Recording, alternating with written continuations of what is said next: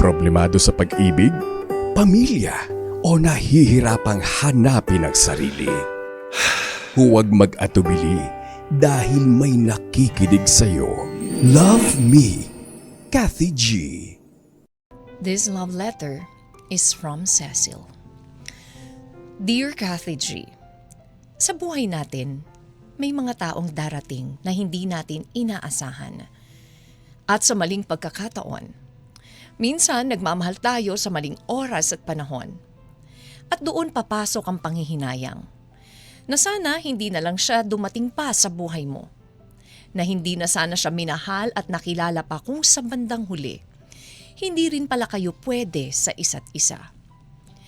Kathy G, tawagin mo na lang akong Cecil, 24 years old, ng Lipa, Batangas. Ang kwentong ibabahagi ko sa inyo ay nangyari 4 na taon na ang nakakaraan. Ano pong merienda, ma? Sinasabi ko na nga ba yan ang sunod mong itatanong eh. Nay naman eh. Ayan, kumuha ka na lang dyan, bagong lutong turon. Yun! Ayos! Salamat, ma. Mukhang masarap tong lahat Aling Lina. Oh, Peter, ikaw pala. Sige na, pumili ka na dyan ang gusto mo. Turon na lang at pansit sa akin, Aling Si Peter ng turon at pansit. At nga pala, Peter, si Cecil, anak ko. Hello, Cecil.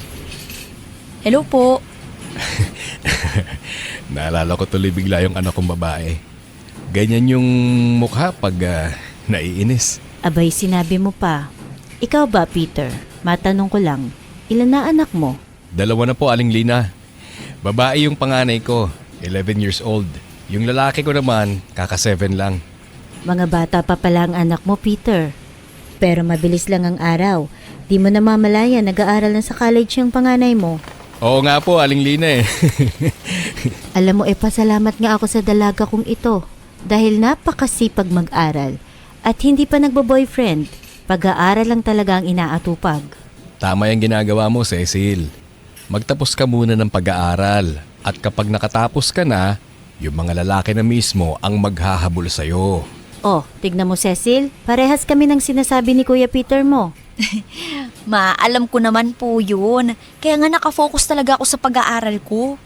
Pinapaalala ko lang naman sa'yo.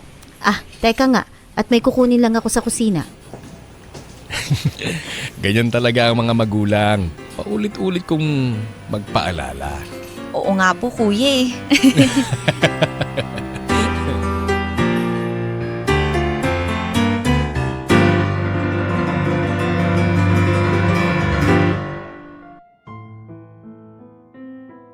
Naging madalas ang pagpunta ni Kuya Peter sa karinderya Kathy G.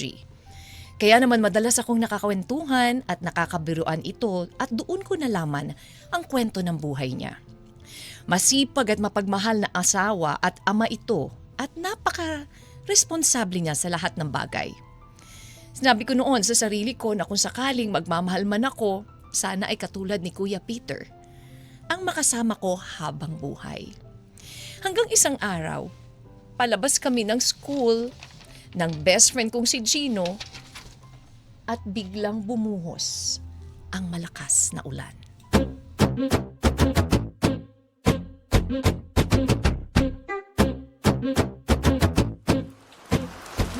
Ay, ano ba yan? Bigla-bigla nalang bumabagsak ang ulan. Nakakainis naman. Wala pa naman akong dalang payong, Gino. Ako din eh. O, bilis na. Takbo na. Baka magkasagad pa tayo niyan. Tara, doon tayo sa tindahan. Ay, kainis naman talaga. Bigla-bigla nalang jumujulan. Ayan, nabasa tuloy yung white shoes ko. Ano ba yan? Ha? Kuya Peter? Sabay ka na sa akin. Papunta din ako sa karinderya nyo. Okay lang po? Oo naman. Sumakay ka na. At ang lakas ng ulan, no? Mamaya niya magkasakit ka pa. Sige po. O, paano, Bex? Sabay na ako kay Kuya Peter, ha? Papunta din naman kasi siya sa amin, eh. Ay, nakalibre pa nga sa pamasahe. Sige, Bex. Sige na, Bex. Gora na. Bye, ingat. Ingat ka pa uwi, ha? Ikaw rin, Bex.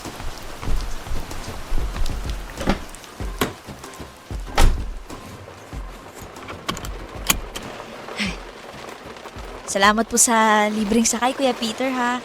Di bali po kuya, sa susunod na kain mo sa karinderya namin, libre na po kayo. Ito naman, wala yun. Baka magalit pa mama mo niyan. Naku, sobrang bait po kaya ng mama ko. Lalo kapag nalaman niyang hinatid mo ako sa bahay, baka nga isang buwan ka pang ilibre nun sa pagkain.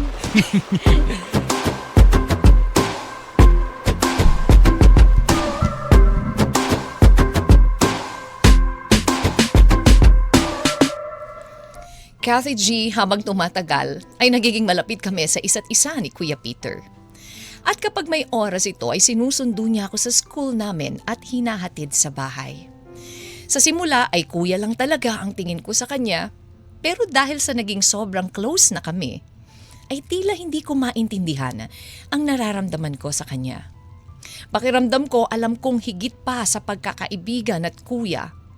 Naging kakaiba rin ang pakikitungo niya sa akin, Kathy. At habang tumatagal, kaya naman mas lalong lumalim ang nararamdaman ko kay Kuya Peter hanggang sa na-realize ko na lang na mahal ko na pala siya. Kathy G, alam kong nagugustuhan ko na rin si Kuya Peter dahil sa mga kilos niya na napapansin ko. Katulad na lang ng paghatid at pagsundo niya sa akin sa school, palitan ng mga text at tumatawag rin siya sa akin para kamustahin ang naging araw ko. Napapadalas rin ang pamamasyal at pagkain namin sa labas. Dahilan para lalo kong magustuhan si Kuya Peter.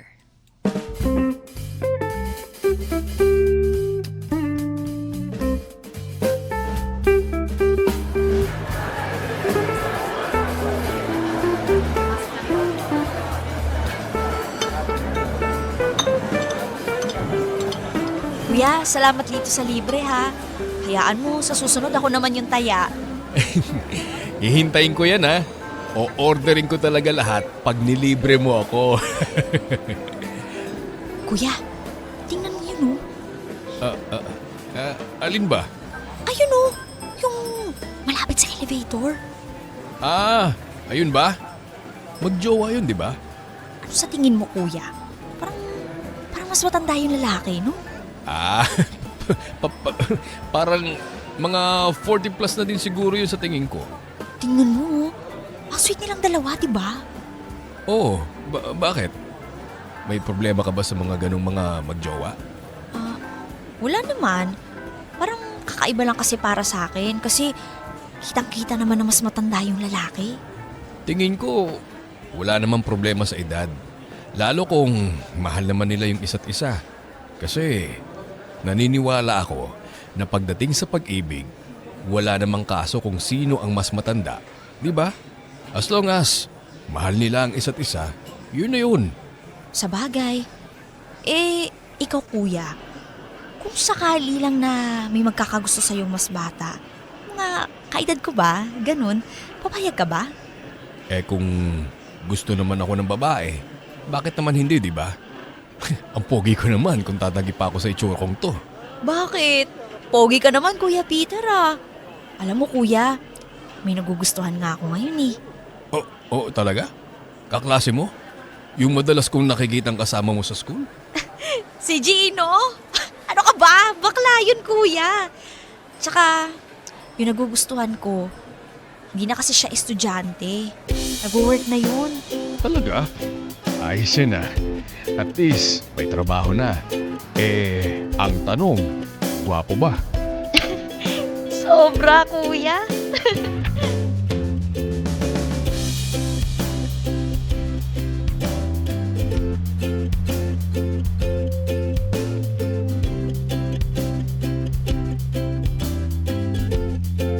At nagkaroon nga kami, Kathy G, ng lihim na relasyon ni Kuya Peter.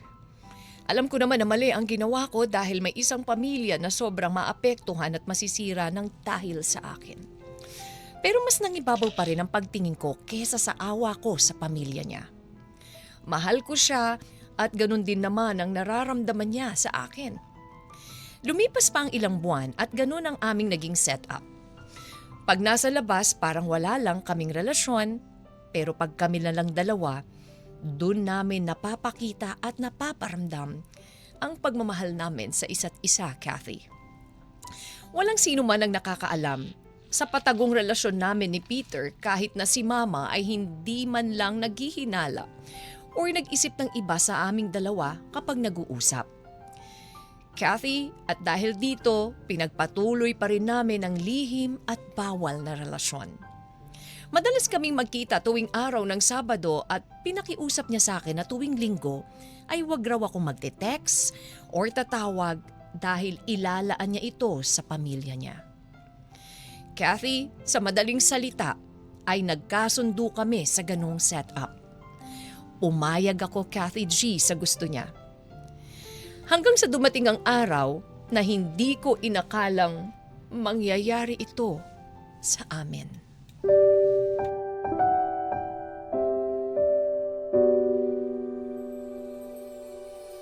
There was a time 3 months ago. This is about cats. Parang apat sila eh. Yung isa, nakita ko na parang may problem. Oh, napatagal ata yung pagbili mo, mahal ah. Pasensya ka na, mahal. May kinausap lang kasi akong importante. Okay lang, mahal. Nagtaka lang kasi ako. Kasi parang medyo natagalan ka eh. Mahal, bakit parang ang lalim ng iniisip mo? May problema ba? Cecil, ayoko na. Itigil na natin to. Ha? Anong ibig mong sabihin, mahal? Gusto ko nang makipaghiwalay. Pero bakit? May nagawa ba akong hindi mo gusto? Yung pananamit ko ba? Yung ugali ko? Sabihin mo lang, mahal. Babaguhin ko naman lahat eh. Huwag mo lang akong Wala, Cecil. Walang mali sa'yo. Sadyang mali lang talaga ang relasyon natin. Na kahit bali-baligtarin man natin ang mundo, hindi magiging tama ang pagsasama natin. Akala ko ba nagmamahalan tayo? Ang sabi mo, mahal mo ako, di ba? Bakit ganito? Oo, mahal kita at pinaramdam ko yun sa'yo. Pero ayaw ko nang makasakit pa ng ibang tao. Mahal ko ang pamilya ko. Mahal ko ang asawa at mga anak ko. Kaya't hanggat maaga pa, please, Cecil, hanggat kaya pa nating putulin at pakawalan ng isa't isa, gawin na natin. Mahal, wag naman ganito. Sorry. Alam kong mahirap, pero ito ang dapat nating gawin. Magagawa din natin kalimutan ng isa't isa at sigurado kong makakalimutan mo rin ako pagdating ng tamang tao sa buhay mo.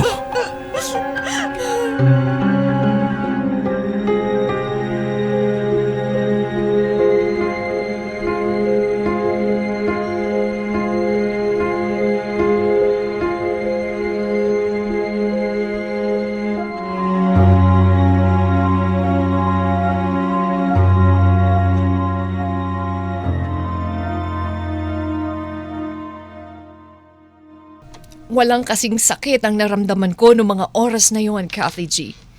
Para akong binagsakan ng langit. Iniwan ako ni Peter kung saan sobrang hulog na ako sa kanya. Hindi ko rin naman pwedeng ipaglaban ang pagmamahalan namin na alam ko na sa umpisa pa lang ay mali na. Hanggang ngayon ay patuloy pa rin akong nasasaktan at sa tuwing naaalala ko ang lahat, hinihiling ko sa Diyos na sana dumating ang tamang tao na tutulong sa akin para maghilom ang malalim na sugat na ibinigay sa akin ng taong minahal ko sa maling oras at pagkakataon. Maging aral sana sa lahat at huwag tularan ang nagawa kong pagkakamali sa buhay. Maraming salamat, Kathy G, sa pagbasa ng aking kwento. Hanggang dito na lamang. Lubos na gumagalang. Cecil. Love Me, Kathy G.